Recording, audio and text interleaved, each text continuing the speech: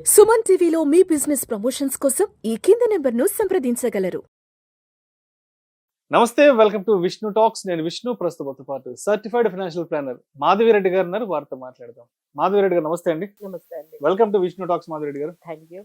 So Madhavi Reddy గారు, ఇప్పుడు మొన్న బడ్జెట్ అనౌన్స్మెంట్స్ తర్వాత ఏ సెక్టార్స్ అండ్ ఏ స్టాక్స్ బాగా లైమ్ లైట్ లోకి వచ్చాయంటారు, బాగా ఫ్లరిష్ అయినాయి అంటారు అసలు? అవునండి. ఎందుకంటే ఈసారి ఫోకస్ అంతా కూడా మనకి ఎప్పుడు అంటే ఎఫ్ఎంసీజీ స్టాక్స్ గత 2 క్వార్టర్స్ నుంచి చాలా తక్కువ అవుతున్నాయండి. ఒక్కసారి బడ్జెట్ రాగానే ఆ స్టాక్స్ అన్ని అంటే ఇప్పుడు మీకు ఆ 10,000 గానీ మీకు ట్యాక్స్ ఎగ్జంప్షన్ గానీ మిగిలిందంటే అది మీరు స్పెండ్ చేస్తారు. స్పెండ్ చేశారు అంటే డెఫినెట్లీ ద ఎఫ్ఎంసీజీ స్టాక్స్ అన్ని పెరుగుతాయని ఒక్కసారిగా వాటి మీద అంటే ఒక్కసారిగా కాన్సంట్రేషన్ అయితే పెరిగిందండి. అలానే వాళ్ళు చెప్పిన ఎలకేషన్స్ బట్టి మనం వెళ్దాము వన్ బై వన్.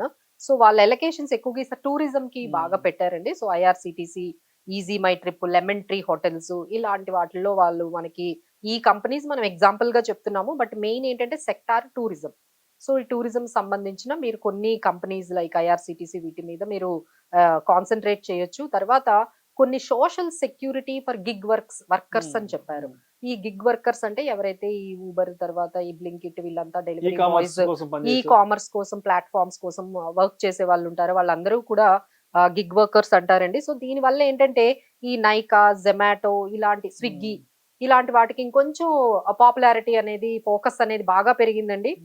ఈ ఒక్కసారి వాళ్ళ అటెన్షన్ అంతా కూడా ఈ గిగ్ వర్కర్స్ గురించి మేడం గా మాట్లాడగానే immediately we have seen some positivity in all these online platforms like Nykaa and Zomato and affordable housing గురించి మాట్లాడారండి. So they are aiming 3 crore houses అనేవి చేద్దామని. సో దానికి కొన్ని బ్యాంక్స్ హెచ్డిఎఫ్సి గానీ ఎస్బీఐ గానీ ఇలాంటి హౌసింగ్ బ్యాంకింగ్ సెక్టార్ కొన్ని మనకి పాజిటివ్ గా కనిపిస్తున్నాయి.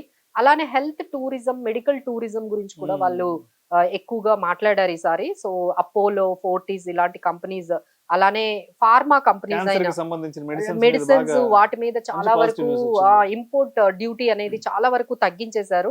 సో సిప్లా గానీ, doctor Reddy's laboratories and Sun Pharma ఇలాంటి కొంచెం హెల్త్ కేర్ కి సంబంధించిన స్టాక్స్ కూడా కొంచెం లైమ్ లైట్ లోకి వచ్చాయి.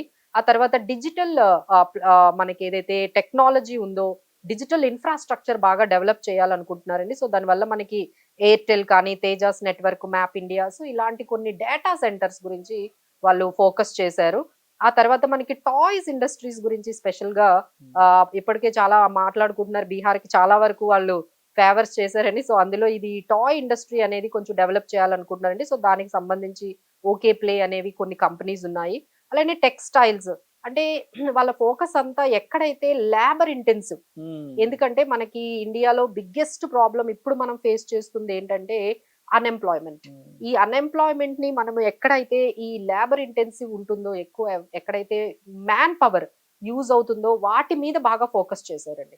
సో మ్యాన్ పవర్ ఎక్కువగా యూజ్ అయ్యే ఈ టెక్స్టైల్స్ లో అయితే కొంచెం పాజిటివ్ గా వాళ్ళు కొన్ని ఎలకేషన్స్ అయితే గట్టిగానే చేశారు. సో దానివల్ల మనకి టెక్స్టైల్ ఇండస్ట్రీస్ కి సంబంధించిన కొన్ని కంపెనీస్, వెల్స్పన్ ఇలాంటి కంపెనీస్ అండ్ మెట్రో అలానే ఫుట్ వేర్ కి సంబంధించింది కూడా వాళ్ళు మాట్లాడారు. సో అందుకని మనం మెట్రో అని మాట్లాడాము.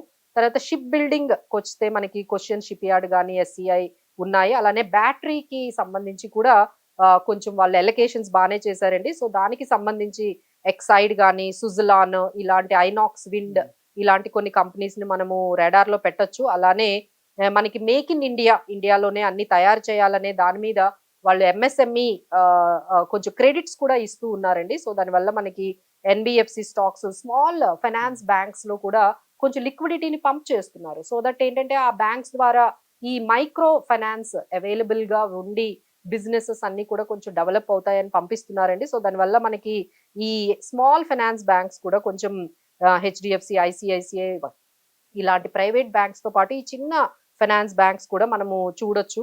అలానే ఎఫ్డిఐ మీద అంటే ఇన్సూరెన్స్ లో ఫారెన్ డైరెక్ట్ ఇన్వెస్ట్మెంట్ 100% చేసేసారు.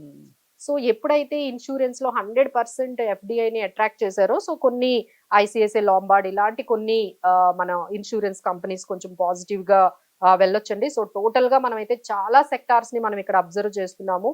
Either construction and tourism and like textiles, toy industry, ship building, batteries, insurance and ఎంఎస్ఎంఈకి సంబంధించిన కొన్ని మైక్రో ఫైనాన్స్ బ్యాంక్స్ ఇవన్నీ కూడా ఈ కొంచెం వీళ్ళ ఎలకేషన్స్ వల్ల మనకి కొంచెం పాజిటివ్ గా అంటే మనం ఎక్కువగా ఏం చెప్పుకునే వాళ్ళము ఇన్ఫ్రాస్ట్రక్చర్ తర్వాత రైల్వేస్ చెప్పేవాళ్ళం.